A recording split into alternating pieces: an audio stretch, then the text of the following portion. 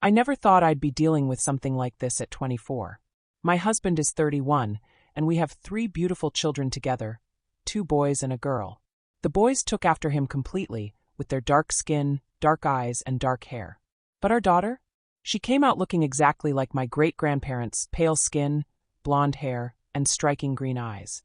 The moment he saw her in the hospital, I could tell something was wrong. He didn't have that same joy in his eyes like when our sons were born. Instead, he looked at me with doubt, with suspicion. Then he said the words that would change everything. He wanted a paternity test. At first, I refused. How could he even think that? I had never given him any reason to doubt me, and I thought our trust meant more than that. But he wouldn't let it go. Those first 2 months after our daughter's birth were the hardest of my life. He wouldn't hold her, even when she was crying and I was trying to manage other things. He never got up at night to help, never offered support, completely different from how he'd been with our boys. What made it worse was that I was completely alone. Living in a different country meant I had no family nearby, and I hadn't managed to make many friends. His family, who had always been somewhat cold towards me, completely turned their backs on us. My daughter was a particularly fussy baby, and trying to care for her while also looking after our 2 young sons felt impossible some days. The breaking point came during our son's birthday party. His entire family came over, but they treated me like I was invisible. When they were taking photos of all the grandchildren, they deliberately left our daughter out. That's when I knew, waiting for them to come to their senses was pointless. I agreed to the paternity test. When the results came back positive, everyone was shocked. My husband broke down crying when he held our daughter properly for the first time. His apologies seemed genuine, and I wanted to forgive him. I really did. But his family? After the horrible things they'd said about me, the way they'd treated me just days after giving birth? That was harder to forget. I told my husband I didn't want his family around any of our children anymore. He understood and told them to stay away. For the past 3 months, it's just been the 5 of us. But things aren't as peaceful as I'd hoped they would be. Every time my husband holds our daughter now, he starts apologizing and crying again. The guilt is eating him alive, and honestly, it's exhausting to watch. The whole situation makes more sense with some background. Before I got pregnant with our daughter, there was this older man at my workplace, probably in his early 50s. He was friendly to all the female employees, would buy us coffee in the mornings, sometimes leave flowers on our desks. Nothing inappropriate. He was always talking about his wife and kids, giving us parenting advice. But my husband didn't like it. He was convinced this man had ulterior motives because I was young. I refused to stop being friends with my coworker. He'd never been anything but respectful, and I didn't see anything wrong with having male friends. My husband got angry, but seemed to let it go after a few days. Then our daughter was born with her platinum blonde hair, looking nothing like her brothers or us, and all those doubts came rushing back. My coworker wasn't blonde, but he was pale and had the same eye color as our daughter. That was enough for my husband's imagination to run wild.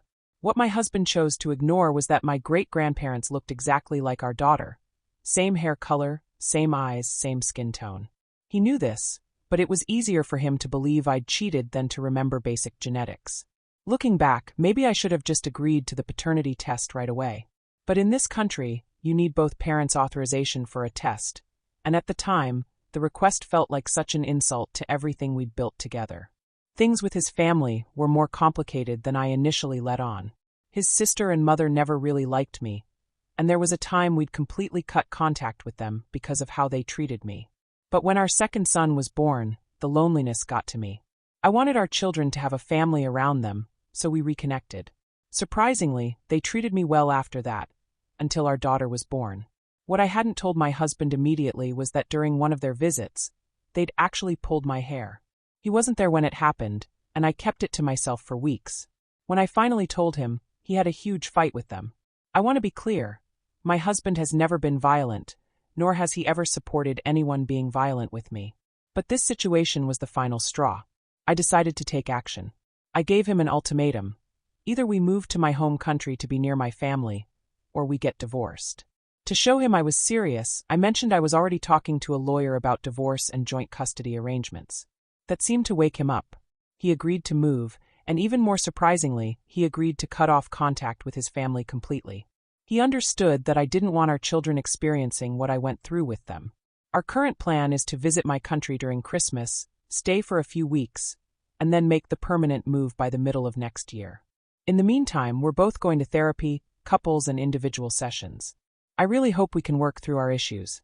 I know some people might think I'm being harsh or unsupportive, but they don't understand everything I've sacrificed for this relationship. I moved to a different country as a teenager, leaving behind everything and everyone I knew, all for him. I put off college until last year because he was doing his PhD, and I had to stay home with the kids full-time. Being a mother and housewife consumed all my time, making it impossible to make friends. I finally got my first job at 23, only because the kids were old enough for kindergarten. Having those work friends, even if they were much older, meant so much to me. For the first time in years, I had people to talk to besides my husband and children. But he saw even that as a threat. When our daughter was born, I quit that job I loved so much just to ease his insecurities. This isn't a story about me being unsupportive. It's about years of sacrifice and compromise. Supporting him has been practically my full-time job since we started dating. The one time I stood up for myself about having friends at work, it led to this whole mess. Still, I'm trying to make it work. I'm willing to try therapy, willing to move forward, but things need to change. The part that hurts the most isn't even the paternity test itself. It's the complete lack of trust despite everything I've given up for this relationship. It's watching the father of my children unable to bond with our daughter for the first 2 months of her life. It's seeing his family treat an innocent baby like she didn't belong, all because she happened to inherit some great-grandparents' genes. Some days, I look at our daughter and feel this overwhelming mix of love and sadness. She's perfect, absolutely perfect, and it breaks my heart that her early days were clouded by all this doubt and drama. She deserves better than that. We all do. The whole situation reminds me of a story my friend Sarah told me about her cousin and his girlfriend. Their story was different, but had similar themes of trust and control. He'd noticed some red flags with one of her male friends, but she wouldn't listen to his concerns. She thought he was being controlling when he asked her not to hang out alone with this guy, who clearly had other intentions. When I heard their story, it made me think about my own situation from a different angle. In their case, the boyfriend's concerns turned out to be valid. The friend ended up making unwanted advances when the girlfriend was vulnerable. It made me wonder if maybe there's a balance we all need to find between independence and respecting our partner's instincts. But my situation is different. My husband's suspicions weren't based on any real evidence or concerning behavior, just his own insecurities and his family's prejudices. I've never given him any reason to doubt me. The coworker he was so worried about was old enough to be my father and never showed any interest beyond basic workplace friendship. Now, as we prepare for our move, I find myself thinking about trust a lot. Can we really rebuild it? When my husband holds our daughter now, I see the love in his eyes, but I also see the shame. Sometimes I wonder if that shame will ever fully go away, or if it will always be there, a reminder of those first 2 months when he couldn't even look at her. His family keeps trying to reach out, sending messages through mutual friends, saying they want to make amends. They say they've learned their lesson, that they understand now how wrong they were. But every time I think about giving them another chance, I remember how they treated me after I'd just given birth, how they excluded my daughter from family photos, how they pulled my hair and made me feel like an outsider in my own home. The therapy sessions are helping, slowly. My husband is learning to understand the depth of hurt his distrust caused, and I'm learning to process my anger in healthier ways. The therapist says it's normal for healing to take time, that we can't rush through these emotions if we want to build a stronger foundation for our future. Sometimes I catch myself watching my kids play together. Our boys teaching their little sister new games, her giggling at their silly faces. And I feel hopeful. They don't care about genetics or family drama. To them, love is simple. Maybe that's what we all need to remember. Our plan to move to my home country feels like a fresh start. My husband's willingness to make this huge change shows me he's serious about making things right. It won't be easy for him, leaving his job, his friends, everything he knows, but maybe that's what we need. A chance to build something new, away from the shadows of the past. The other day, my husband found some old photos of my great-grandparents. He sat there for a long time looking at them, then at our daughter, then back at the photos. She really is their spitting image, he said quietly. I could hear the regret in his voice, see the pain of his mistake written all over his face. It was a small moment, but it felt significant somehow. As we pack up our life here, preparing for our new beginning, I find myself feeling cautiously optimistic. Yes, we've been through something terrible. Yes, trust was broken. But maybe, just maybe, what we build from these broken pieces will be stronger than what we had before. Sometimes it takes almost losing everything to realize what really matters. Our daughter is walking now, taking wobbly steps between her brothers who watch her proudly. When she falls, they help her up. When she succeeds, they cheer. And my husband, he watches them all with tears in his eyes.